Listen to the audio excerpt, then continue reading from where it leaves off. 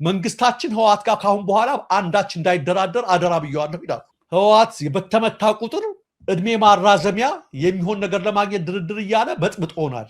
አሁንም ዋጋ እየከፈልን ያለነው ያኔ ፕሪቶሪያ በመደራደራችን ነው። ስለዚህ ካሁን በኋላ መንግስታችን ህወሓትን ከማጥፋት ውጭ አንዳች ድርድር የሚባል ነገር እንዳይቀመጥ ሲሉ በሶማሊያ የኢትዮጵያ አምባሳደር ሱሌማን ደደፎ እንዲህ ናቸው። የኦህዴድ ከአብይ ስልጣን ጀምሮ ከመጀመሪያው ጀምሮ የሙስና መረጃ ሰጠሁ ምናምን እያሉ ለምን የኦህዴድ ነባር አባል ናቸው። ሱሌማን ደደፎ እንደውም የአብይ ሲኒየር ናቸው በኦህዴድነት ማለት ነው። ራዲዮ ፋናም ጋዜጠኛ ነበሩ። የኦሮምኛ ፕሮግራም ኃላፊ ነበሩ ራዲዮ ፋና። እዛም እያሉ ነው የማውቃቸውና ዛሬ ደግሞ እንደዛ ሆነው ህወሓት ጋር በፍጹም ድርድር ህወሓት ደግሞ እኮ ሌላ ነገር ነው መግለጫ ያወጣው በተቃራኒ ውሳቸው የሚሉትና አሁን በሸረሪና ከባድ የምትስራረፈበት ነው ልደራደር የሚለው ነገር አሉ። ስለ ሸረሪና የውጭ ሚዲያ ትናንትና የኒውዮርክ ታይምስ አምደኛ በጻፈው የሸረሪና ውጊያ በብልጽግና በጠቅላይ ሚኒስትር አብይ አህመድ እንደተጀመረ መንግስት መከላከያ እንደተጀመረ ያገኘው ውጤት ግን መንግስት ተገላቢጦች ነው ብሎ ነው የጻፈባቸው። አቶ ሱሌማን ደደፎ ከየት እንዳመጡት አናውቅም። ስለተመቱ ነው ድርድር እያሉ ያሉት አለ። ድርድር የሚልም ነገር አልሰማንም። ይልቁንም እንደሰማነውና ከስፍራው እንደመጣው እንደምትመለከቱት ሁለተኛው ዙር ጉባኤ አሁን ይፋ እያደረጉት መጥተዋል። እስከዛሬ እኛ አላደረግነው ነበረ። ጥምረቱ ያው ጽምዶ ሲባል የነበረው ጥምረት ይባል ስለተባለት ነው። ጉባኤ በትናንትናው ዕለት በኬንያ ናይሮቢ ተደርጓል። ይነቃቸው አልቋል፣ ተጠናቋል፣ አልቋል። የመጀመሪያው ዙር በፖርት ሱዳን ነበር የተደረገው። ካስታወስክ ከሳምንታት ከወር በፊት በፖርት ሱዳን ነበር የተደረገው። በትናንትናው ዕለት ጉባኤው ሰሞኑን ተደርጎ ማለት ነው።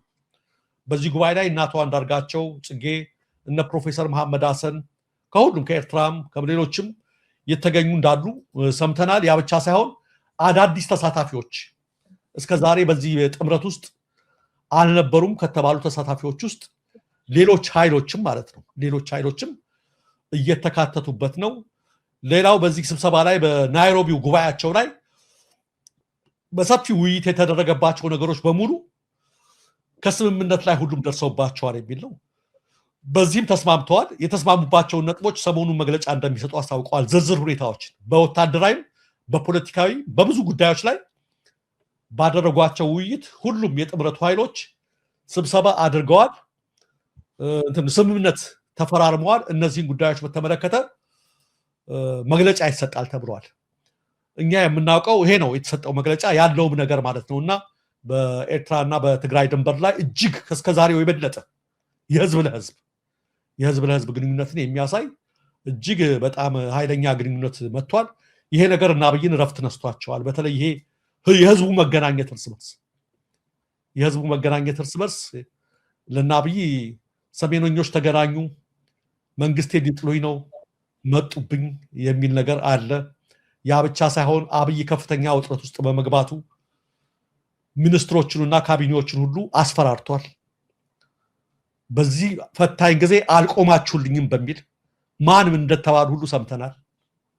ብቻዬን ነኝ እኔ ያለሁት እያለ ነው። በእርግጥ የአብይ አህመድ መንግስት በሚኒስትሮች ሊቆም አይችልም፣ በካቢኔ ሊቆም አይችልም። አብይ የቆመው እስካሁን በጉልበት ነው፣ በመከላከያው ነው የቆመው፣ በወታደሩ ነው የቆመው። ስለዚህ እነሱን አስፈራራ አላስፈራራ፣ እነሱ ቆሙለት አላቆሙለት የሚያመጡት ነገር የለውም። የሆነ ሆኖ ያለው እውነታ ግን የጽምዶ ስብሰባ ሁለተኛው ጉባኤ በናይሮቢ ተካሄደ የሚለውን ነገር እንድትመለከተውን ብዬ ነው። ይድነቃቸው ሄደን ከጎረቤት ሀገራት ጋር በሙሉ ጠበኛ ነው የአብይ አህመድ አገዛዝ። ከሱዳን ጋር ያለውን ሁኔታ ታውቀዋለህ፣ ከኤርትራ ጋር ታውቀዋለህ፣ ከሶማሊያ ጋር፣ ከግብፅ ጋር፣ ከብዙ ጎረቤቶች ሀገሮች፣ አሁን ደግሞ ከኡጋንዳ ጋር የወታደራዊ ስምምነት እያሉ ዘጭ ሲሉ ነበር። አሁን ደግሞ ሊጣሉ ነው። እንደውም የሆነ ነገር ከኛ ልምድ ሰጠናቸው ብሎ ተናግሮ ብርሃኑ ጁላ አስተማርናቸው ነው። በዚህ ተቆጥተዋል። ምንድነው የሚያስተምሩን ብሎ የኡጋንዳ መከላከያ እና ፕሮፓጋንዳችሁን በልክ አድርጉት ብሏቸዋልና እንግዲህ ዊሊያም ሩቶ ነበረ የአብይ ወዳጅ የሚለው። እንግዲህ እሱም ወዳጅ ሆነ አይሆን አናውቅም። አብይ ጀርባውን የሚመታው እየሄደ የሚያቅፈው ምን የሚለው የኬንያ ዊሊያም ሩቶ ጋር ነበር። የጽምዶ ስብሰባ በናይሮቢ ተካሄደ መባሉ ራሱ ምን ያመላክታል? ኬንያ ራሷ አብይን ጀርባ እንደሰጠችው ያመላክትም ወይ በሚለው ላይ እንደው አስተያየት የምንሰጥበት ብዙ ነገር ገልጸዋል። ይሄ እኮ ግልጽ የሆነ ነገር እኮ ነው። የኤርትራ የሱዳን እንዲሁም የሌላውም ስንል ነበረ። በተለይ የቀጠናው ላይ ለሚፈጠሩ ማናቸውም ነገሮች ያው መንግስትን በጣም ያሳስቡ ነበር ያገዘዙ ስርዓት።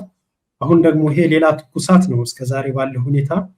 ኬንያ ደግሞ በዚህ ነገሯ መጨመሯ በራሱ አሁን ከሰሞኑ እንግዲህ ታያለህ መንግስት የመገናኛ ብዙሃን ይሄንን ነገር ይዘው በቃ ለቅሶ ላይ ያዘን ላይ ነው የሚቀመጡትና ይሄ ነገር ለአገዛዙ ስርዓት ከባድ የሆነ መርዶ ነው። እንዲሁም ደግሞ በዚህ ጥምረት በዚህ ሂደት ውስጥ የሚሳተፉት ደግሞ ይሄ የተለየ ብርታትን የሚሰጥ ነገር ነው። በእርግጥ በዚህ በጽምዶ ላይ በጥምረቱ ላይ የሚነሱ የተለያዩ ሀሳቦች አሉ። እነዛ ሀሳቦች እንዳሉ ሆነው ግን አሁን የሀገር ውስጥ ያለ የፖለቲካ ፍላጎት ያለው ኃይል ብቻም ሳይሆን ቀጠናው ላይ ድረስ ሄዱ ይሄን ነገር ደግሞ መፈጸሙ ደግሞ በራሱ የሚያመላክተው እየተያያዘ ነው ያለው ማለት ሂደቱ እንዲሁ በቀላሉ የማይታይ ዝም ብሎ ለይስሙላ መንግስት እንደሚለው በኢቲቪ ላይ የሆኑ ሰዎችን አቅርቦ ያልሆነ ጥምዶ ነው ያልሆነ መጣመር ነው እየተባለ እንደሚያጥላለው ፕሮፓጋንዳ ሳይሆን ከፍ ወዳለ ደረጃ መድረሱን የሚያሳይ ነው። በዚህ አጋጣሚ ግን ቅድም ስትገልጸው እንደነበረ እኛ አዛውንት ስለማን አስታውሰ እንደሆነ በህወሓት በነበረው በሰሜኑ ጦርነት ምክንያት አንደኛ ሆኖ ጦርነት በመንግስት መገናኛ ብዙሃንም በምንም ከፍተኛ ሀሳብ ሲሰጡ ነበረ። አሁን ላይ ደግሞ በዚህ እድሜያቸው እንደው ህወሓት ድርድር መፈለጉን አለመፈለጉም እኛ የምናረጋግጠው ነገር የለም። እንደው ድርድር ፈልጎ እንኳን ቢሆንና ይሄ ነገር በድርድር ቢፈታ ምን ነው ሽማግሌ ይሄ ነገር ቅር አሰኛቸው እያልን ያለነው ነገር ምንድነው? በግራ በቀኝ ሰው አይውደቅ፣ ሁሉም በሰከነ መልኩ ተነጋግሮ ተግባብቶ እንደ ሀገር መፍትሄ የሚያሰጠን ነገር ላይ ልንመክር ልንነጋገር ይገባል። ምርጫ የምትሉት ምክክሩ የምትሉት እነዚህ ነገሮች በሙሉ ማስቀደም ያለብን ጉዳዮች አሉ። ከዛ ሁላችንም በተሳተፍንበት መልኩ እንደ ሀገር ወደፊት ፈቀቅ ነው ማለት መቻል ያለብን የሚል እኮ ነው ምክር ሀሳብ። ማን ወዶ መሳሪያ ያነሳለ? ህወሓትም በሰሜን በትግራይም በኦሮሚያም በአማራም ያለው ኃይል እኮ ከደረሰበት በደልና ጭቆና ተነስቶ እኮ ነው ከመሞት ራሱ ከመጥፋት ራሱን ለመታደግ ነው ወደዚህ ነገር ውስጥ እየተገባ ያለው። ይሄ ነገር ግን ተወዶ የተገባበት ነገር ተገዶ የተመጣበት ነገር ነው።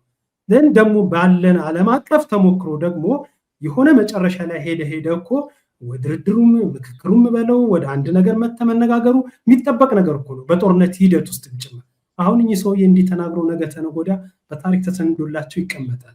እንደው በስተመጨረሻ እድሜያቸው እንኳን ምን አለ እንደ ሀገር እንኳን እንደ ትልቅነታቸው እንደ ሽማግሌናት እንደው ህወሓት ድርድር ፈልጊያለሁ አለው ሲባል ይሄንንማ እኔ ካላደራደርኩ ማለት ነበረባቸው እኮ ካላቸው ብዙ ነገር አንፃር። በዚህ እድሜያቸው ላይ ሆኖ ግን ድርድር አያስፈልግም መደምሰስ ነው ማጥፋት ነው ሲሉ ግን ይሄንን ማለት ቀላል ነው። እንደው ጥይቱን እንኳን ይቀርና አሁን ይዘው እንኳን ወደ ግንባር ሄደው ዘጅ ማለትስ ይችላሉ በዚህ ሁኔታቸው? ይሄንን ለማለት ፈልጌ ነው ደሬ። አዎ አንዳንድ ሰው ላይ እንትን ነበር ያኔ ፋና ነበር የሚሰራው ድሮ አቶ ሱሌማን ድረፉ ነበርና ያቃቸዋል። አገልጋይ ነበረ ቂም አለ። አየህ አንዳንዴ እኮ አገር የሚመራው በጣም እኮ እኛ አገር እኮ ትልቅ ችግር የሆነው አንድ ውሳኔ ሲወሰን አገራዊ ጉዳይ ሲወሰን ሰው ተቃውሞውን ሲገልጽ ድጋፉን ሲገልጽ ከግል ቂም በቀሉ ተነስቶ ነው ይነቃቸው። ያ እኮ ነው የሚያሳዝነው። እኔ አሁን አንዳንዶች አሉ እዚህ ለህወሓት እንደዚህ አድርጋችሁ ለህወሓት ይሄን እያደረጋችሁ እንደ ህወሓት እንደው እውነት እናውራና አሁን ይሄን ከምትሉት መካከል እኔ ራሴን ለመኮፈስ አይደለም ህወሓትን እንደው እንደኔ ታግዳቸዋል። ከምሬ ነው የምላችሁ። እንደው ይነቃቸው እናውራ ከተባለ እውነት እናውራ ከተባለ እኔ 2 ዓመት መታሰሬን ምናምን ለመሸጥ አይደለም ሁልጊዜ እንትን ለማድረግ አይደለም። በጣም በግሉ ፕሬስ በምኑም ሆነን እንደዛ አድርገናል። ከዛ ቂም በቀል ተነስቼ አሁን መወሰን አለብኝ እንዴ? አሁን እኮ አንዳንድ ሰዎች አሉ ይገርማቸዋል በጣም እኛም ጋር የነበሩ ከዛ ያነሱ ነገር የሆነ ነገር ሲሆን አሁን የሆነ ነገር ሚስታቸውን ብርጭቆ ሲሰብር በቃ ህወሓት መጥቶ ነበር እንደዚህ ቤት የሚሉ አሉ። በቃ መጥፎ ቂም ነገር እንትን ነገርና ከሀገር ስለ ሀገር ጉዳይ ስትወስን ከግል ቂም አትነሳም። የህዝብ ጉዳይ ነው የሀገር ጉዳይ ነው። ደግሞ የማንም ህዝብ ጠብ የለንም። ድሮም እኛ የተሻለ ስርዓት ይምጣ ነው አይደል ነገራችን። ሐሳብ ጋር ነው ዋናው ነገራችን። ድሮም ሐሳብ ጋር ነን፣ አሁንም ሐሳብ ጋር ነን። እንዴ ሰው እንዴ ሲያስነጥሰውም ህወሓት ነው ምን ሲያደናቅፈው ህወሓት ነው የሚሉ አሉ። አሁን ለምሳሌ ምንም ነገር አድርገው የማያውቁ ማለት ነው። ከግል ቂም መውጣት አለባቸው። አንዳንዱ ደግሞ አብይን እኛም ደግፈነዋል እኮ ኦሮሞ መሆኑን እያወቅን ፕሮቴስታንት መሆኑን እያወቅን ሃይማኖቱ ሳይገድበን ኦሮሞነቱ ሳይገድበን ምንም ሳይገድበን ልባችን እስከሚወጣ ጸልየለት አልወደነዋል እኮ ሐሳቡ የገዛን ሲመስል አይተን ፈትነን ማኔት የቄልፋሬስ ስንለው ደግሞ ትንቅ ተቃወም ነው። ሌላ እኮ ነገር አይደለም። ይሄን ያደረግነው አንዳንዱ ደግሞ ይዞ አይለቅም። አብይ ትናንትና የማይለቃል አንድ ቦታ ቸክሮና እንደውም አንዱን እኛ የምናውቀውን ሰው የቅርብ ሰው አብይ እያለ አስቸግሯል። አይተኮር ሁሉ ነገር አብይ ጀግናው አንበሳው እያለ እየጻፈ ሲያስቸግር ጧትና ማታ ዝናሽ ታያቸው ራሱ አብይ ጠየቀቻሉ ከዚህ ልጅ ጋር ምንድን ነው ያለ እና ትዳር እንዳታፈቱ ተጠንቀቁ ለማለት ነውና ኤኒዌይ እንዲህ አይነት ሰዎችም አሉ እንደዚህ አይነት ሰዎችም አሉና አንዳንዴ አንቸክል ባንድ ቦታ